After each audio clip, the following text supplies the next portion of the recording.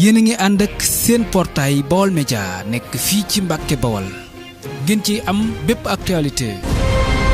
ànd leen ak seen portail Baol Média di premier portail d'information générale fii ci région bu Diourbel Baol Média xibaar yu wér te wóor te leer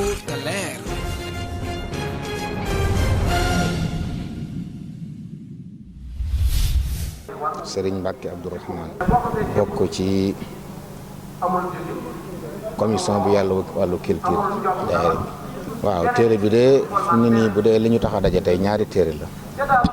benn bi mi ngi jëm ci dunduk sëñ mag bi mi ngi tudd Cheikh Ahmad Bamba Abdullahi wa Xadimu Rasuli Serigne Touba ni mu nekkee jaamu yàlla ak nekk liggéeykatu Yonent bi sallallahu alayhi wa sallam di téere boo xam ne ay gëstu la yu wuute ñeenti gëstu yoo xam ne dañ koo defoon lu jiitu doon ci waxtaan ci ay xaaj ci dund gi njëkk muy dem ci géej gi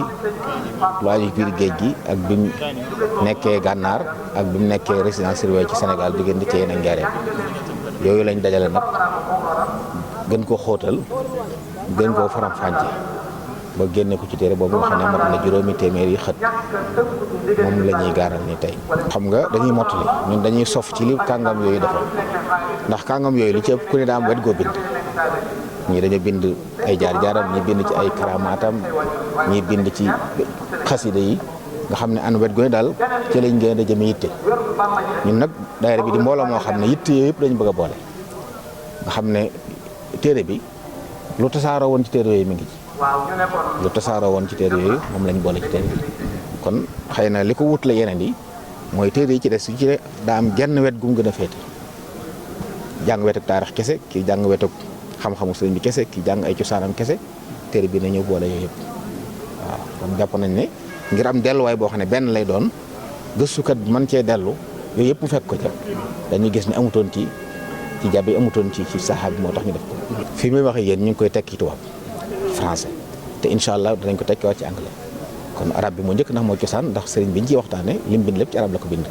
waaye danañ ko tekk ci làkk yi nga xam ne yëpp adduna soxla ko nag dañoo bëgg mu dem fépp ñu xam sëriñ bi. fépp la jëm ndax fañ ko doon moo la ci Liban dara na fa lañ fa bàyyi tasaare ko ci mag bibliothèque yi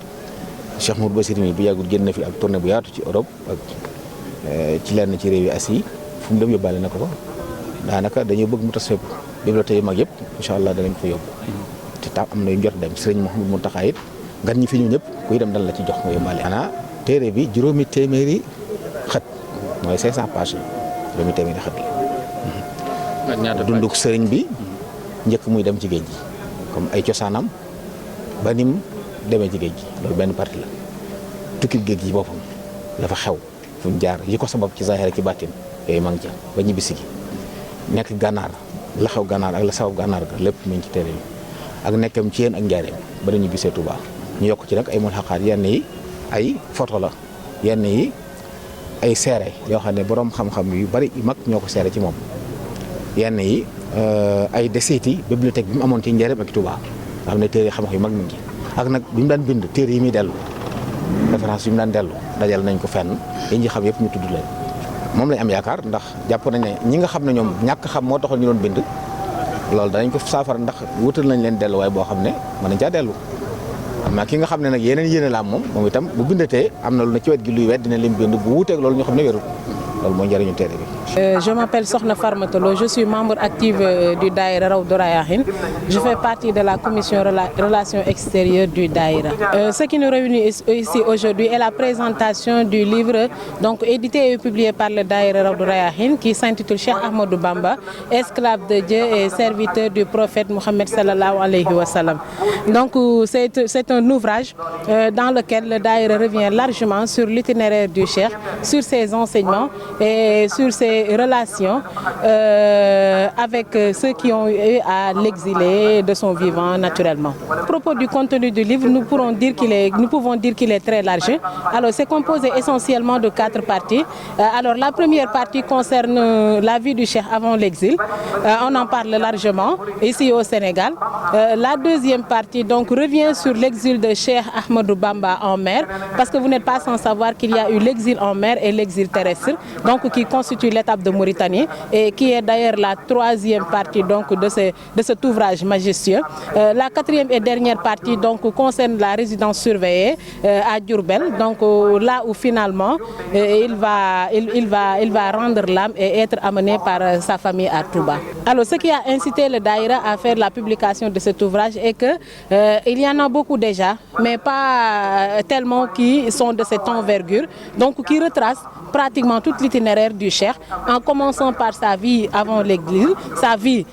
au cours de l'exil et après l'exil aussi. Donc il y a beaucoup de livres qui ont été édités, mais qui tracent tout cet itinéraire, donc on n'en avait pas encore vu, et c'est ce qui a poussé le Daïra donc à prendre cette initiative. De plus, il y a beaucoup de publications, mais souvent il y a des informations qui sont données et involontairement qui ne sont pas exactement la réalité qui s'est produite. Et le Daïra a voulu rectifier tout cela. C'est pourquoi on a fait appel donc à des érudits qui sont de la famille du cheikh et d'autres qui sont des talibés, mais qui s'intéressent bien à la vie du cheikh, à ses enseignements, à son histoire qu'on appelle la sira en arabe, et qui vraiment ont un savoir profond de tout cela. Et on a pu donc réunir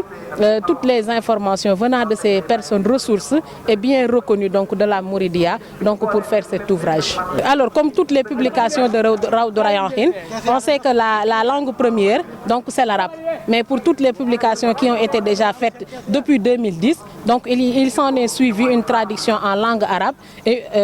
en langue française autant pour moi, et aussi une traduction en langue anglaise, et cet ouvrage là ne fera pas exception. Donc pour bientôt, alors les lecteurs auront la version française et la version anglaise aussi, parce que